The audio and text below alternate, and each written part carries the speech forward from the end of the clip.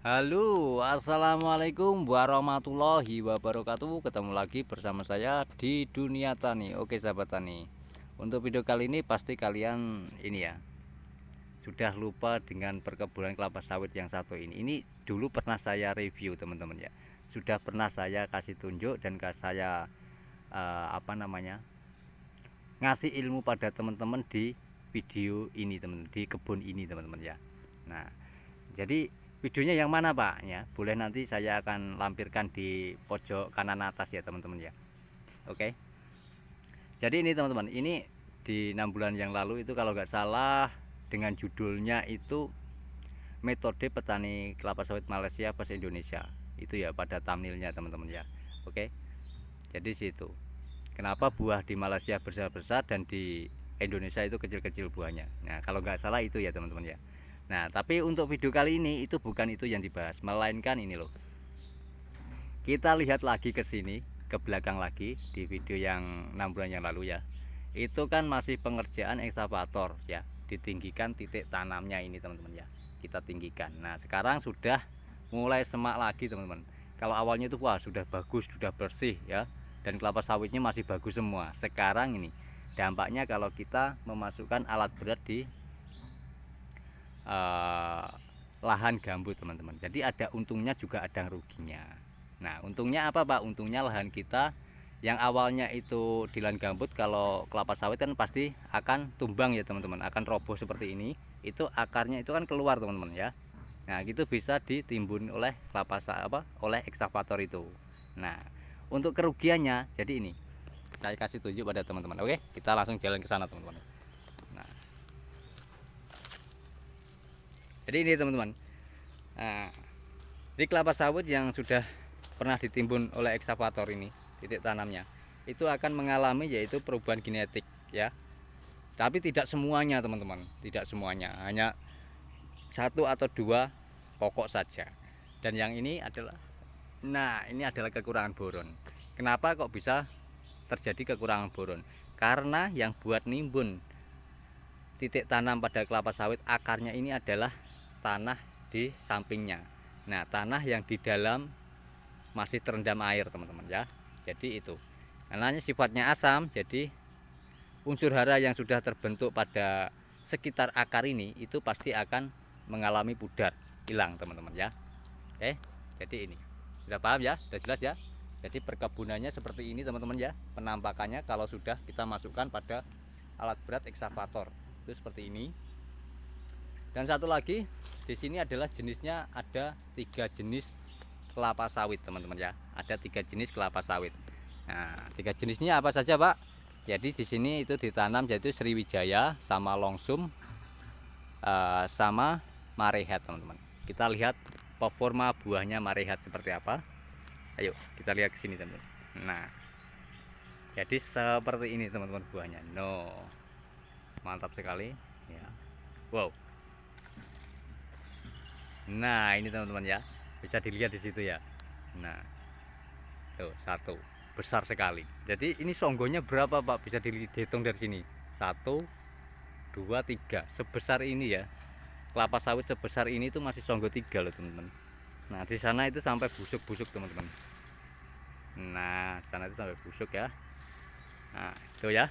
Nah, untuk longsumnya gimana Pak?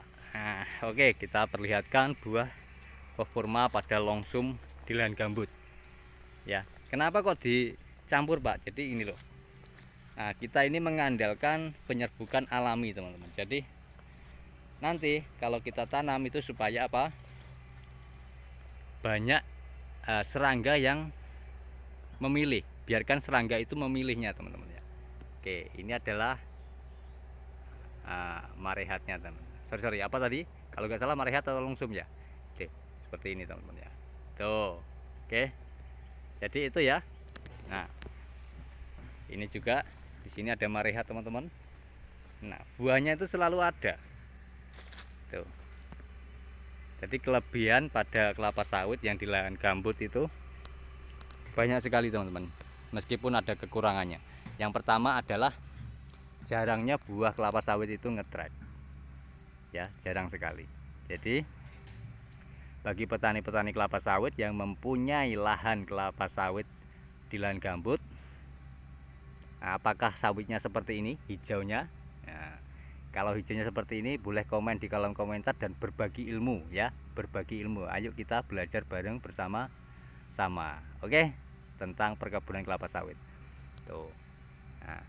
Nah, untuk idealnya untuk jarak tanam di kelapa sawit berapa, Pak? Nah, idealnya kalau di tempat kami, tempat saya ini ya, itu adalah di lahan gambut 9 kali 10 meter, teman-teman. Nah, kenapa kok lebar sekali ya?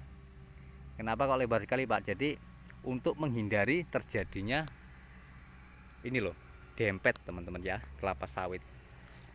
Saya kasih tunjuk lagi pada teman-teman.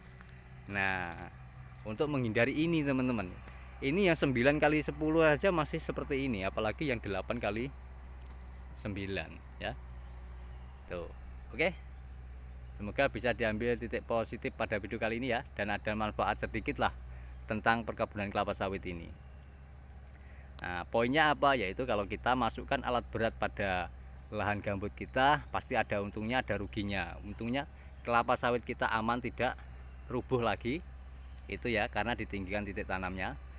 Nah, dan ruginya itu biasanya mengalami salah genetik. Karena apa? Akarnya itu sudah terkena ekskavator, itu sudah pada putus karena digali ya, teman-teman ya. Tuh, oke. Tuh. Nah, semoga ini bisa bermanfaat bagi teman-teman dan petani kelapa sawit tentunya ya, tuh. Tuh. Nah, apakah tempat kalian seperti ini? Kalau tidak, jadi ini, teman-teman, dari kondisi lagi ya, kondisinya, kondisi apa, Pak?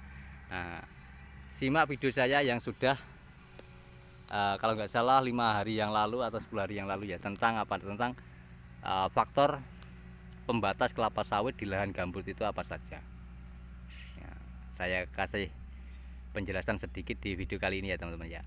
Jadi lahan gambut itu yang perlu diketahui para petani kelapa sawit, yang pertama adalah faktor pembatasnya. Pembatasnya apa saja? Yaitu pasti air ya, teman-teman ya, pasti air. Nah, karena lahan gambut ini cenderung di rendahan, di lokasi yang rendah itu ya. Oke, dari sini paham ya.